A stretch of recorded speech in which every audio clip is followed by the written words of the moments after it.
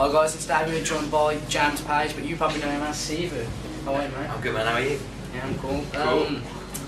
First, got to say happy birthday. Thank you very much. How did you spend it?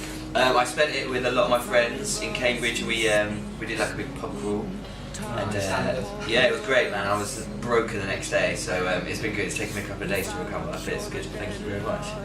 Your name's Sivu, and it's your last name with Finnish. Yeah. But why Finnish? Why finish? Mate, there wasn't much thought behind it. It was just kind of like I was called, like, obviously my name's James Page, and I've been playing shows for a long time under that name. And I started kind of writing some new songs, and I wanted to do something a little bit different. And I started working with someone, like a producer, and so I was like, okay, well, how can I keep my family name in there? And it was literally me looking at the translations of the surname. And I liked the idea of Sivu was just short and it was simple, and I just thought, great, I wanted it. It's cool. Do you know any more words in Finnish? No, I don't. That's awful, isn't it? I'll teach you some actually, because I think I've got one. It is T-O-D-cot. Means jobs.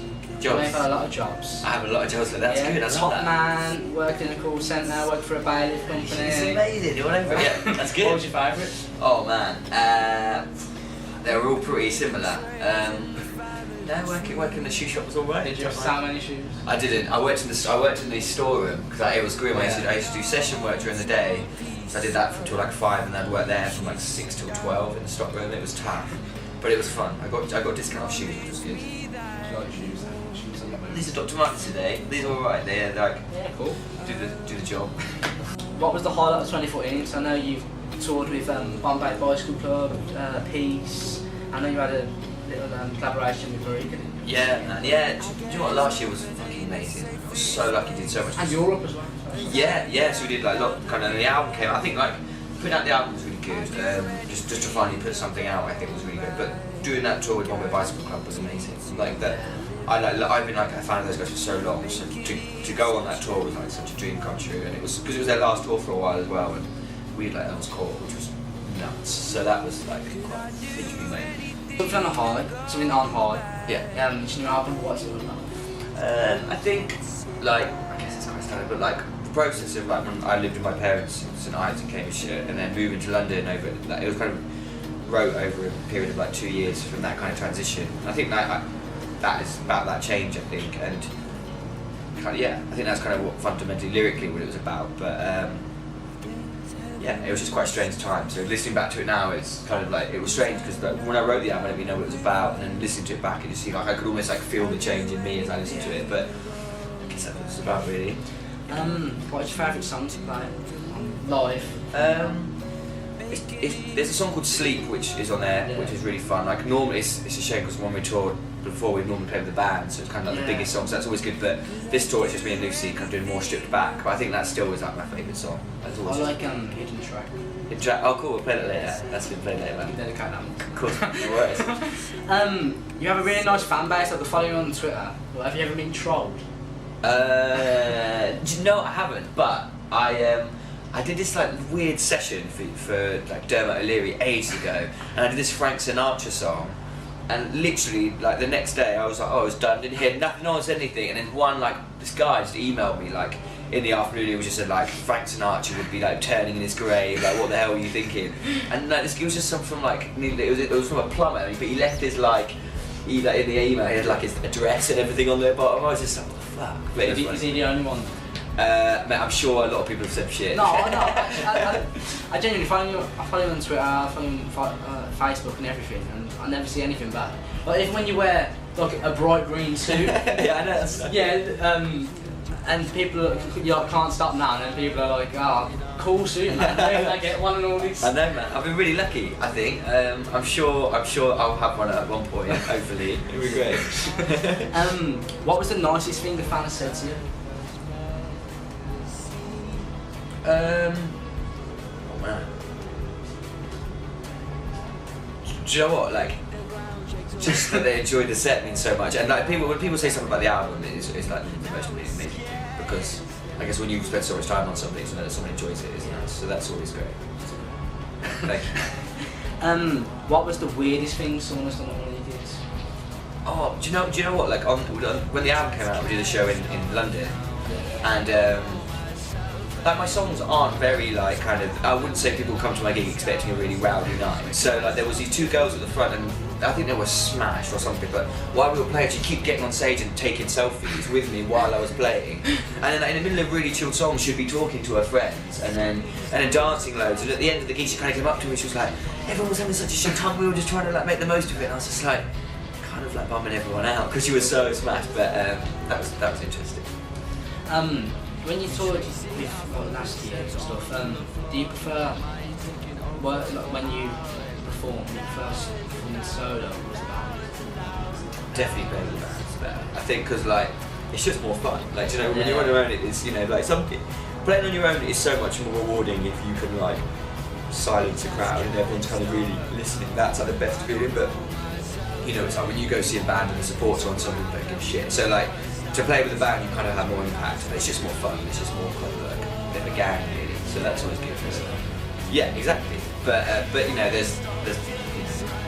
kind of positives and both. But I definitely prefer playing with a band. You want in a band?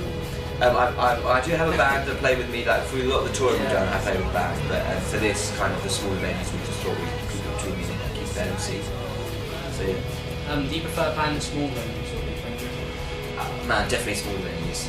Yeah, big ones are like, I guess like if it was my own headline show, it'd probably be great, but there's something quite nice about playing smaller kind of venues. Yeah, that would be really nice. And I think hopefully on this tour, like this venues are really small, but it should be nice. Yeah, it's good, man. I was a bit like, yeah, do you know what? Doing this tour, I've never really done a headline run before. Like it kind of feels like it's my birthday again, but you don't know if like, anyone's going to turn up. Do you know what I mean? When you're a kid and you have a party. People turn up. People asking you to. Was it earlier or something? Someone's asking you, "Can you meet me after?" Yeah, man, that's nice. They might be the only people up with you guys, but it'll be alright though. But no, man, I'm looking for whatever happens. It's gonna be great. Just the fact that people are coming. Got some quick fire questions for you now. Okay. Favourite colour? Blue. Favourite food? Pizza. Favourite band? God, that's not quick. Beck. Favourite animal? Cat. If you could have one superpower, what would it be? That's so good. I'd go invisible. What was the first record you bought? First record I bought was Chemical Brothers, Surrender. You said you were going to play the long game. What actually thought that your album would be in the top 10? Yeah, I just think like, I think the type of music, I think obviously I'm really happy the album came out, but I knew that like the type of music I played, and early on you could kind of tell that it wasn't going to be one of those things where it wasn't going to be instant. It didn't ever feel like okay, after this album we're going to be doing like big venues and stuff. It just kind of felt like, but I kind of prepared for that beforehand, and I guess the type of bands I love, like I've always done it gradually. Like a band like Wild Beasts have just done the Bricks Academy like 4 albums, and I just know like. It just feels really nice to kind of like build a solid fan base from the bottom and try not to get involved in like, I don't know, like I worry. I guess you see some artists who go up really quickly and then kind of just fizzle out, and I never really wanted to do that. I always want to do it as like a career. I want to be making albums in 10 years time. How long do you think you'll be playing the long game? Oh mate, I don't know. Let's see. As long as I can pay my rent, probably is the best question. That'd be good. You had a new collaboration with Ray Morris in Night. Yeah. What was that about? That song I wrote on the album. It was about it's about someone I know whose grandparents their nan was dying, and it was really strange like being close to them and kind of witnessing it from the outside, and I don't know, and knowing them as well. It was a really strange kind of feeling, and they were really close to them. So it's kind of about that, and it was going to be on the album, but he decided to put it back because it just felt a bit didn't really fit with the other songs I felt. So, but yeah, when we put another single out called Sleep, which you mentioned before, and yeah, it just felt like nice to have it out. And I toured with Ray last year, and she was up for singing on it. So, can we expect more collaborations in the future? I've done a lot of collaborations in the last while, so probably not for a while. But no, I think literally the plan is after this tour to go away and kind of finish off a new album. One of my favourite collaborations is Marika. Yeah. Skin, yeah, man, like that. I love Marika so much. Like I wrote a song and she sang on that, and then she had that song Skin and she was like, come sing on it. So to be able to tour with her, and then she's like, I think she's amazing. So like to be able to do a song together was a dream. So. Do you think that she'll be joining you on the tour, or you'll be joining her? I'd hope so. I would love to tour with her again. Like I think she's amazing. We're good, you know, I think we're good friends, so I can't see why not. Actually, how did you first meet? I met Marika because we worked with the same producer. And again, I wrote this song called I Hold, and thought it would be a really nice idea to get Marika on it, and she was really up for it. So we met then, and then she had this song called Skin, and she was like, let's release it, and then let's put a little single out. We did this little double cassette thing that we put out, and then we just thought, let's do a couple of shows. So we did London, Bristol, Manchester, and London. But yeah, it was great. She's amazing. You released like on a cassette, didn't you? Yeah, and there was a little pink cassette. It was wicked. And it was weird because we gave them out for free at every show, which was cool. And it went really well. But they're like, I would love to have one. I haven't got one, so. Maybe you should ask one back. I should have, man. I really should. I wish I did. What are you looking forward to this year? I think like this tour has been like, it's really nice to go out and do all these shows. I'm really looking forward to that. I'm playing a lot more shows doing some more shows in Europe, which will be good. And to get stuck into another album, that would be amazing. I think my goal is to have the album finished end of this year will be like a goal. Is the new album something different? I think it will be. Because I'm just like writing it at the moment. It's hard to tell, but I think from a production point of view, I like the idea of it feeling a bit more live than perhaps before. But talk earlier about the fans and how you have really good fans. Do you reckon we could like give them a name? There's not that many of them. Like the Boos. There is. There's like 12,000 likes on Facebook. Okay. It's very modest. Boos. Okay. The Boos. You like the Boos? Right. What do you think about? No, Boos is good. I like the Boos. It's simple. Yeah, I like the Boos.